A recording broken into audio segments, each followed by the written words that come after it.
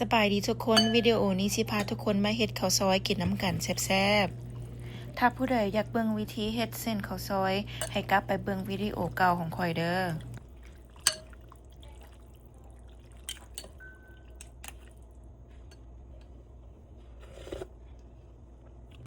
ก่อนอื่นก็เอากระดูกมาต้มล่างซะก่อนกระดูกที่ข่อยใส่นี่มันกระดูกคอหมูเด้อ2 เผาหรือว่า1 กิโลต้มจัก50 นาทีมันฟดแล้วก็เอามาล้างแต่ถ้าไผบ่อยากต้มล่างแนวนี้ก็ต้มกระดูกได้เลย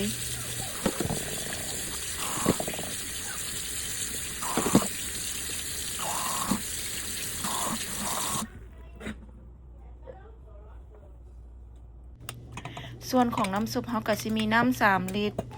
กระดูกคอหมู1 เผาหรือว่า1 กิโลผักบัวหัวใหญ่ขิงผงสุกไก่หรือว่าแป้งนัว2 บวงตะกินเกลือ1 บวงตะกินน้ำปลา1 บวงตะกินปิดฝาหม้อไว้ต้มประมาณ1 ชั่วโมงส่วนของหน้าข้าวซอยก็สิมีมักเล่นค่อยใส่ทั้งหมดเป็น4 หน่วยผ่าเอาแกนมันออกใส่แต่เนื้อมัน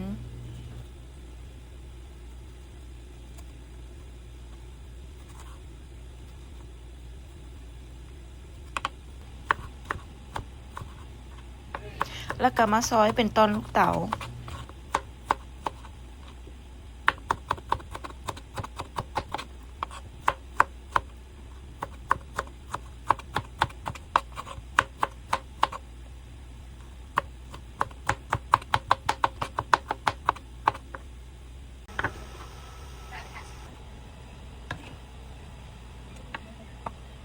ส่วนประกอบอีกอย่างก็สิมีผักบัวแดงแล้วก็กระเทียมบดอย่างละ100 กรัม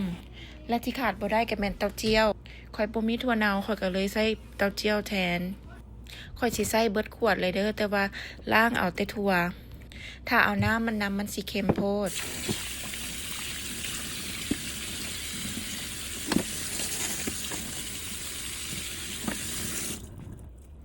พอล้างถั่วแล้วเราก็เอามาตำ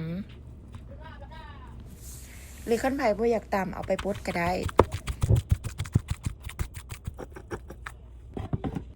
โอเคมาเริ่มคั่วกันเลยค่อยใส่น้ำมันไป2 บวงตะกิน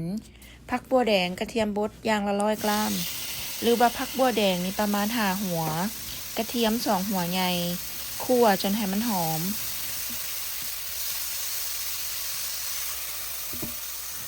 แล้วก็เอาถั่วที่เราตำลงคั่วไปจักหน่อย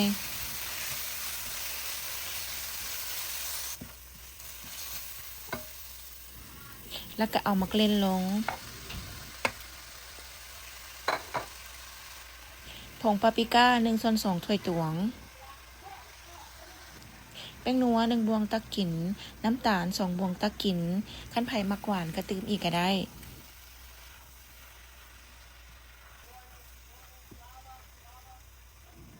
ใส่น้ำ2 ถ้วยตวงหรือว่า500 ml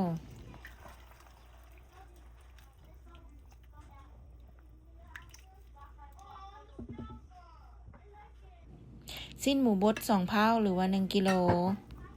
ส่วนผสมของเฮาก็สิมีเท่านี้แหละข่อยบ่ได้ใส่เกลือเด้อเพราะว่าเต้าเจี้ยวหั่นมันอยากเค็มแล้วแต่ว่าถ้าผู้ใดอยากใส่ตื้มก็ให้ซิมเบิ่งก่อนเด้อแล้วก็เคี่ยวปะไว้ประมาณ30 นาที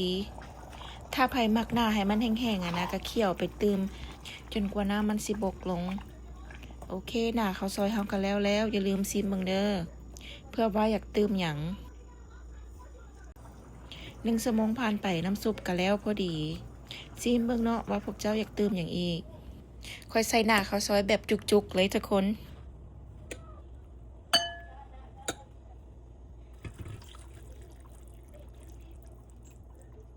มาทุกคนมากินน้ำกันแม่นไผเบิ่งมาฮอดสุดท้ายคลิปคอมเมนต์ให้ได้เด้อขอบใจเด้อบ๊ายบาย